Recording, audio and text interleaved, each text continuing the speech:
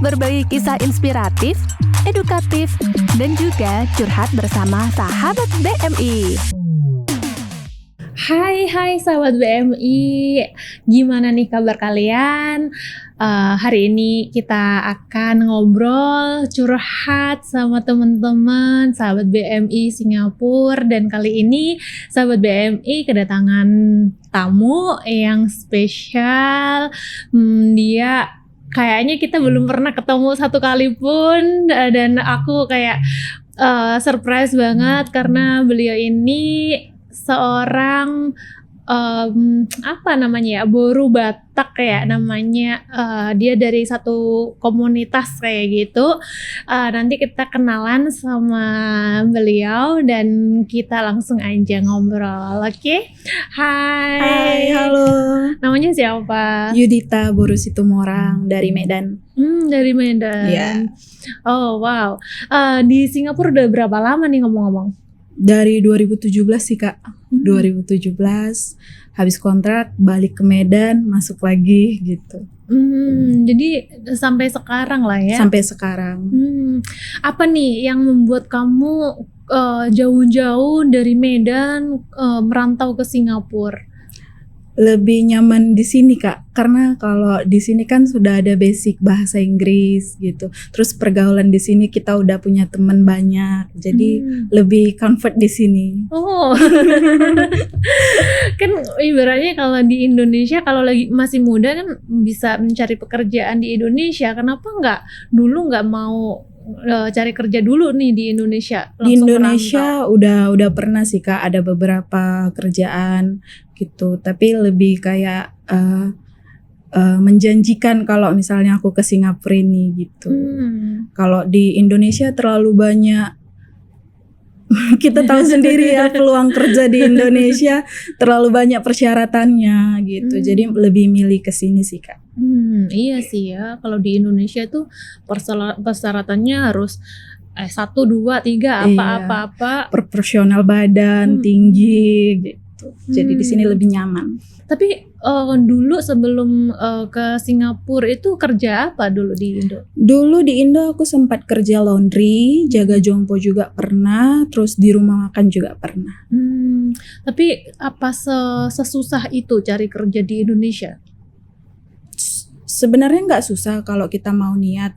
Cuma kalau untuk menjanjikan ke depannya lebih baik keluar dari Indonesia sih Kak. Iya sih ya, karena di Indonesia gaji segitu-gitu ya udah ya habis kayak gitu. Habis di situ. Jadi di Singapura dari tahun 2017 sampai sekarang ya. Itu udah dapat apa nih? Kalau di Medan udah ada banglau. Enggak sih Kak, kalau aku lebih ke support keluarga dulu. Dulu sih rajin sih ngirim-ngirim gitu, tapi kalau sekarang lebih ke untuk simpan ke diri sendiri ke depannya gitu. Udah bantu adik sekolah, bantu finansial orang tua aja. Iyalah. Kalau keluarga berapa bersaudara? Kalau kami banyak Kak, ada 7. 7, tinggalnya di Medan kota. Jadi 5 perempuan, 2 laki-laki. Karena kita orang Batak itu jadi lebih kayak cari anak cowok. Jadi rezekinya dapat cowok nomor 6 sama nomor 7. Jadi udah stop. Oh, gitu. Jadi sebelum dapat anak cowok pokoknya harus usaha terus sampai dapat anak cowok. Iya. Memang kayak gitu ya? Iya, karena penerus marga Kak. Aku pikir cuma mitos aja itu ya. Enggak juga sih. memang seperti itu. Memang. Jadi sampailah anak ke-7. Wow. 6 sama 7 cowok. Oh wow. Jadi keluarga di Indonesia masih lengkap lah.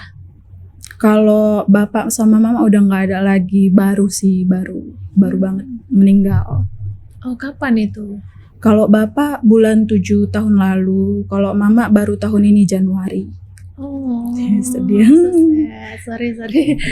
Oh, mama sakit? Iya, mama sakit, bapak juga sakit. Oh, itu gimana tuh rasanya kita hidup di perantauan, jauh dari keluarga, tapi keluarga kita, orang yang paling kita sayangi, seorang ibu nggak ada gitu. Sedih sih Kak, waktu aku lagi pas kerja gitu tiba-tiba ditelepon sama adekku, karena kan sebelumnya memang udah tahu mama sakit, bolak-balik ke rumah sakit, harusnya mau cuci darah gitu kan, mau operasi. Terus belum sampai jadwal operasinya adekku nelpon pagi-pagi kayak sambil nangis, kan aku panik dong, cuma kan udah ngebatin gitu, aduh gimana ya nanti gitu. Terus ditelepon sama adek kan pagi-pagi sambil nangis dia, kak katanya gitu, aku masih kerja, itu ketepatan hari Minggu Januari, hari Minggu sekitaran tanggal 3 atau 4 gitu. Terus ditelepon kayak kenapa, aku bilang ada apa kak, mama udah nggak ada lagi kak katanya gitu. Aku sedih kan kayak hah kok bisa, aku bilang gitu. Iya tadi pagi nggak tahu ngeluh-ngeluh perutnya sakit katanya gitu kan.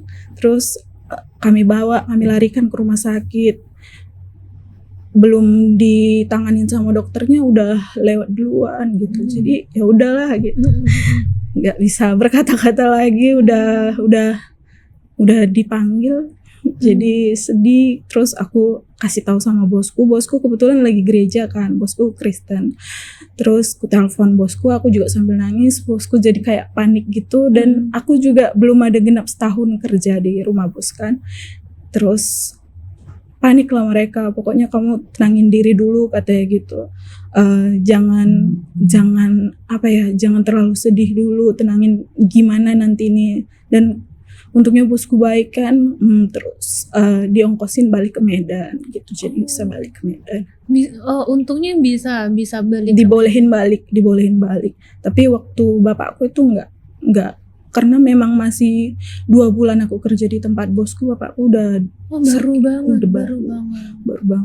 Berarti waktu time mama nggak ada tuh ibaratnya masih bisa lihat mama, masih bisa lihat untuk dikuburkan.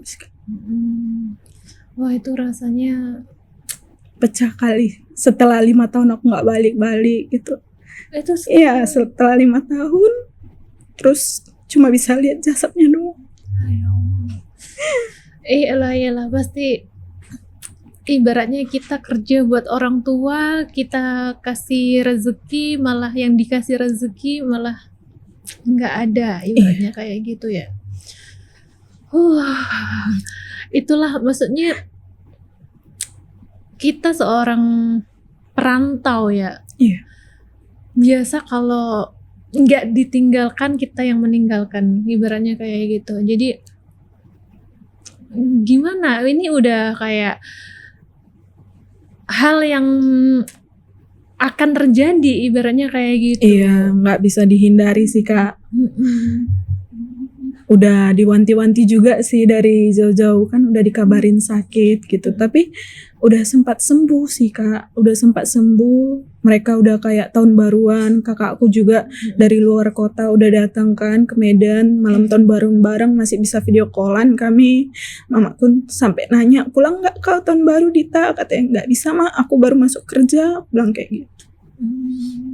Jadi ya itulah pesan-pesan terakhirnya, sehat-sehat ya kau di sana, kata mama. Tapi pastinya kamu mental down banget dong. Down setelah itu. Jadi kayak bosku memang kayak kalau ngasih tahu mungkin kan suaranya agak besar sedikit. Aku kayak langsung gitu, bosku sampai kayak masa nangis gitu. Ada yang salah, bosku sampai minta maaf kan, baru aku bilang sorry ma'am, because my mental I still feel sad, aku bilang kayak gitu. Oh iyalah.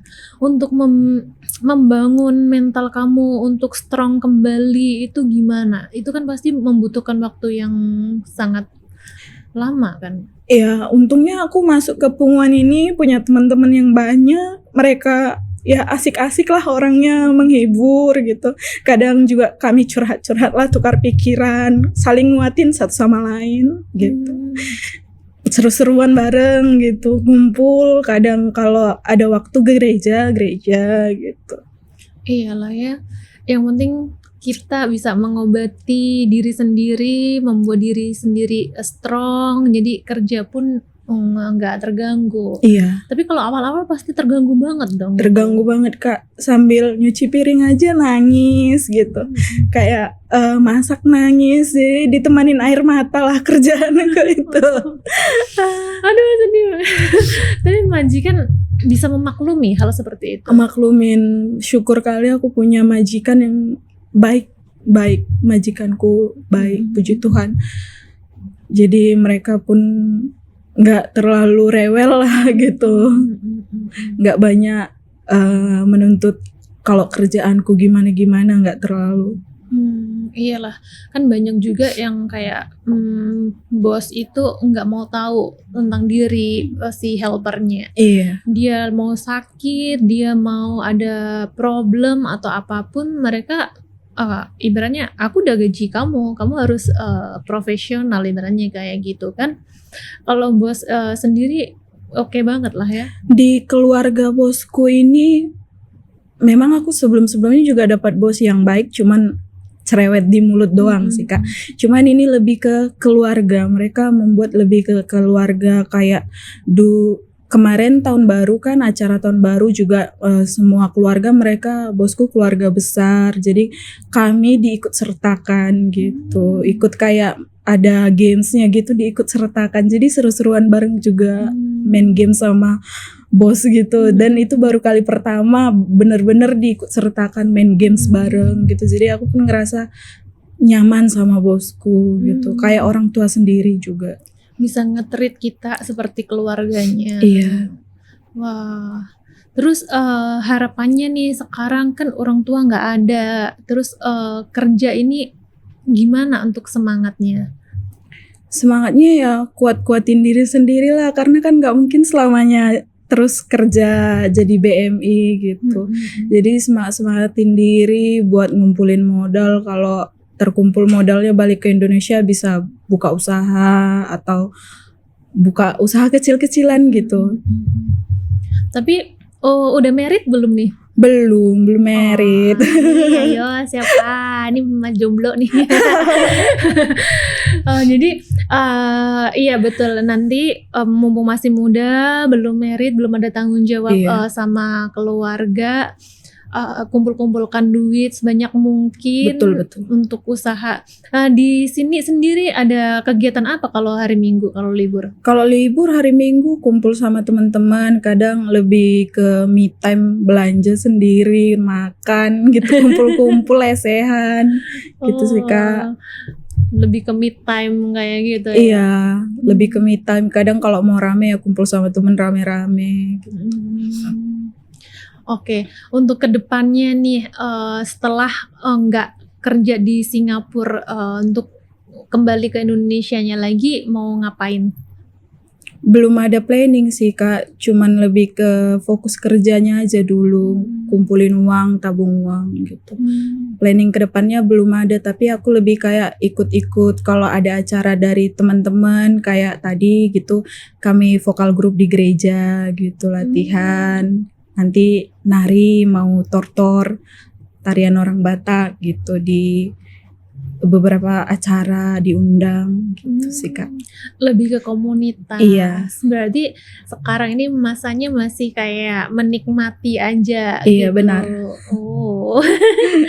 Tapi nggak boleh terlalu nyaman juga untuk menikmati apa yang sekarang dilakukan, karena kedepannya perjalanan itu jauh dan memakan biaya juga. Dan sekarang mumpung masih bisa kayak menghasilkan uang, gunakan uang dengan bijak, bersosialisasi dengan orang-orang yang positif, jadi kita sendiri bisa meng-grooming diri sendiri dengan baik. Iya, benar. Oke, mungkin ada kata-kata untuk teman-teman yang mungkin ditinggal sama keluarganya waktu mereka seperti keadaannya Di di perantauan. Mungkin ada pesan, ada motivasi nggak buat teman-teman yang di luar sana tuh? Buat teman-teman di luar sana, kehidupan kita di perantauan ini memang sangat keras ya guys ya. Kalau misalnya kalian ngerasa hidup kalian itu sendiri, enggak, masih banyak. Kalian punya orang-orang sekitar, kalian punya teman-teman, jangan ngerasa sendiri di dunia ini. Masih masih ada orang-orang di sekitaran kalian. Jadi kuat-kuatin mentalnya, kuat-kuatin, terus semangat. Ya, jangan pantang menyerah lah. Hidup terus berlanjut ke depannya. Iya, keren. Karena aku yakin banget para pekerja migran Indonesia ini bukan cuma mereka nyaman dengan kehidupan, tetapi sebenarnya mereka itu mempunyai masalah sendiri ya, mungkin dari masalah pekerjaan, employer, ataupun masalah dengan keluarganya. Jadi teman-teman, mari semangat, mari bangkit, tata diri kita sendiri dulu, kita grooming diri kita untuk next yang lebih baik lagi. Terima kasih untuk mampir ke podcast kita untuk sedikit sharing pengalamannya. Aku turut berduka cita buat keluarga dan semangat terus. Pastinya menjadi BMI yang mempunyai sesuatu yang bisa bermanfaat untuk diri sendiri dan keluarga. Terima kasih sahabat BMI, sampai jumpa.